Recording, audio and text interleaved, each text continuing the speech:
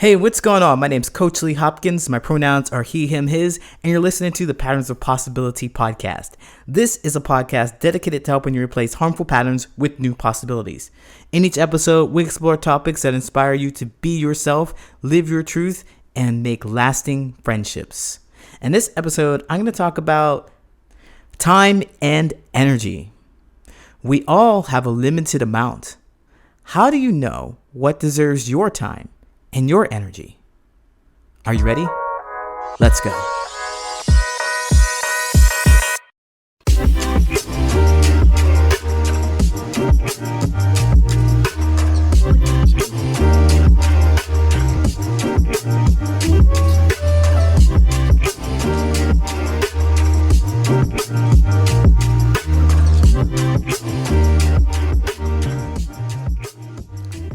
The other day I was grocery shopping without a list, per usual, that's my jam, because I don't need a list. I already know what I like. I get many of the same usual items, so in this case, I just went on over to the produce aisle, where I usually go, and I see the deal of a century. Avocados are on sale for just 59 cents. 59 cents. Now this is a huge deal for me for three reasons. Number one, I love avocados. I love them. Number two, they're priced at less than half the usual cost. And number three, I love a great deal. I love a great deal. So this was a trifecta. I didn't have to think. I loaded my basket up with 10 of them. Yes, 10. Because I was no fool. I was not going to miss out on the deal of a century. However, being a single man living alone, I found that this wasn't the savviest way to spend my money. Because avocados are a bit temperamental. They ripen at different rates and they can over-ripen pretty quickly. They're like a bunch of bananas that you buy with the intention of eating them over the entire week. But within 2-3 days, they all become ripe. And before you know it, they develop big brown spots and they're ready for the trash. But knowing how temperamental they are, I was careful to take my time to choose different ones at different levels of ripeness. Even though I had carefully chosen, I was still unfortunately only able to eat half before they spoiled. Darn, I lost out on more than what I thought I would gain. I wasted my time and energy sorting through the lot to find the perfect ones. I wasted food that someone else could have eaten. And worst of all, I wasted money that I could have spent elsewhere. That's when I realized that my approach to choosing avocados was my approach to choosing a lot of things in my life, including my friendships. You see, I had this intense fear of missing out on the deal of the century. And my short-sighted love for avocados and great deals created a real problem for me in the long term. I spent precious time focused on getting as many of those cheap avocados as I could while not paying attention to the more important things like my normal eating habits and my desire to have other foods in my diet for that week. That was a huge mistake. Any nutritionist or dietary expert would tell you that our food purchases must be based on our desires to reach fitness goals or our bodily needs. The long-term outcome should be the driving force behind our choices. So for me, buying avocados because they were on sale wouldn't benefit me in the long run. It didn't matter how much I liked avocados and deals. As soon as the excitement of the deal and the fear of missing out dissipated, I cared less and less about eating avocados. In fact, not only did I no longer see them as the deal of the century, I grew sick of them, and I didn't want to buy another one for a very long time this century. The point is, this phenomenon happens to us with our relationships and our friendships. Initially, we get really excited that someone is present with us, so we invest all our energy and focus on them. We don't check our list, grocery list, or a list, any list, to see if they meet our needs as a friend or romantic partner. In fact, we carry the attitude that I know what I like and maybe not even have a list based on our own needs, habits, or preferences. What I discovered is that it's not enough to have a rough idea of what we want. We have to know exactly what we want and exactly how much of it we can handle. Without that awareness, we end up with friendships that feel one-sided. We fall into relationships that we feel like we've wasted our time and our energy on. We buy too many avocados and grow regretful of our investment, right? I know if I'd gone to the store with a list of items to get and stuck to that list, I wouldn't have bought so many dang avocados.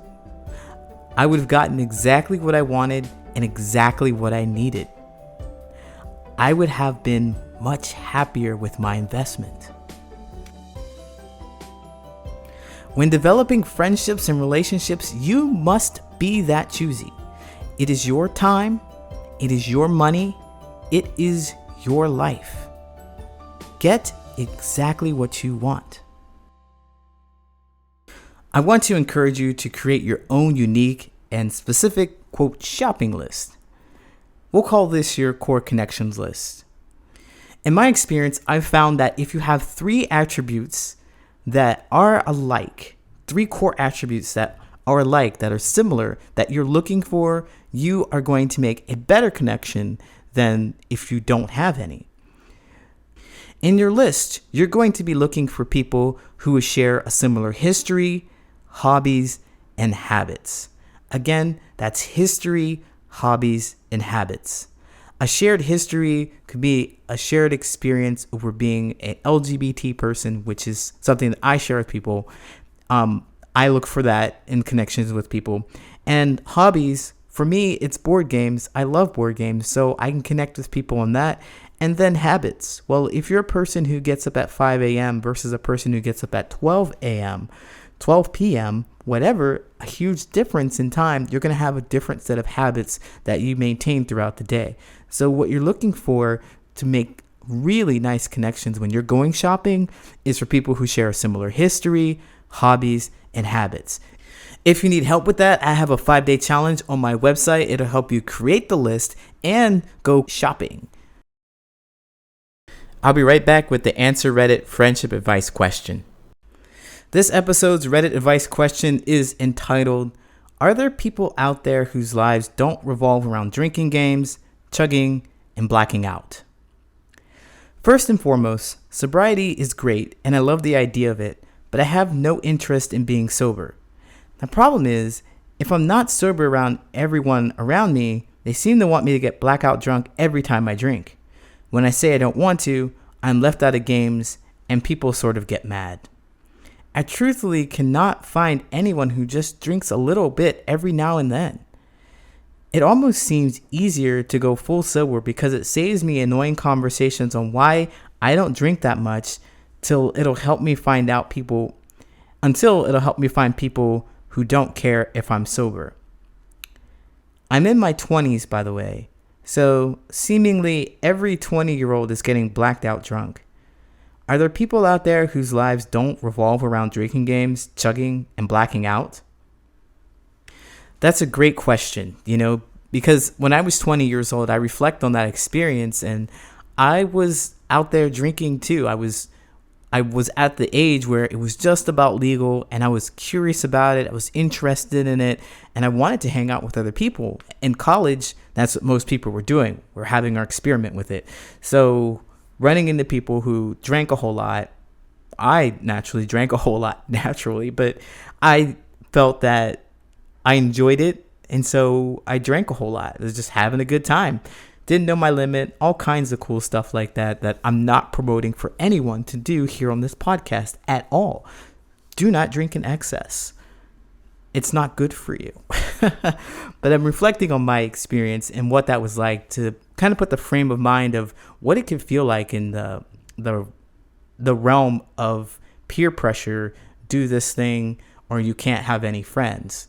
And so I have to applaud you for sticking up and saying, this is my limit. I know what I want and I'm not going to step over the limit because it makes me uncomfortable. And so you're constantly put in these situations in which you feel like you can't really be yourself because somebody wants you to do something that you don't want to do. Drink more.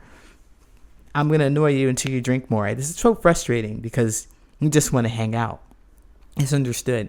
So to your question, to answer your question directly, yes, there are definitely people out there who don't want to drink until they black out. I think the people that you're around lack a little bit of creativity. It's a dig at them, but there's other things to do than to drink. There are other things to do. And I also would suggest, so then this is the answer, I guess, to your question, or my advice for you is to go to a different place. You have this shopping list. Well, you don't have a shopping list, actually. You remind me of myself. It doesn't seem like you have a shopping list of the history, hobbies, and habits that you will share together with another person. Since you don't have that, you find yourself in places in which there are people, and for the sake of not being lonely, you are there with them. I found myself doing that a lot. I shut down bars. I made friends with bartenders. I stayed at bars after they closed and hung out with bartenders because that was where I was. That was that space where I was. That was our shared thing. Our history, hobbies, and habits was all about drinking. It's all about drinking. And so once I started to refine those things, my history, hobbies, and habits, once I started to refine what I wanted people to know about them, and then start showing up to places in which I could celebrate those or talk about those things, then I found myself around people who were really interested in the core of me, like who I was. And I think that's what you're looking for. So yes, there are tons of people out there who don't want to drink, but you also have to make a list and go to those places. You also have to know what you're looking for. It's not enough to just know that you want someone who doesn't do something, who doesn't drink, who doesn't play video games, who doesn't talk all the time. You want to look for the affirmative, the positive thing. And not positive isn't bad or good, but affirmative thing. Like, I want someone who is sober, or I want someone who drinks occasionally. Saying things like that and moving towards spaces like that will help you make connections that you're looking for. So first, create that list and then start searching for those people that will help you feel like you're more of yourself, that will be interested in talking about your history, your hobbies, and your shared habits. All right. I know you didn't ask me to answer your question, but I did, and I'm grateful that you asked. I really hope that this helps. Best of luck. Take care.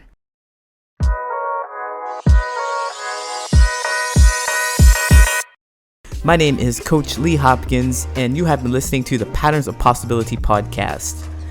You can find me at patternsofpossibility.com and on all social media at Patterns of Possibility.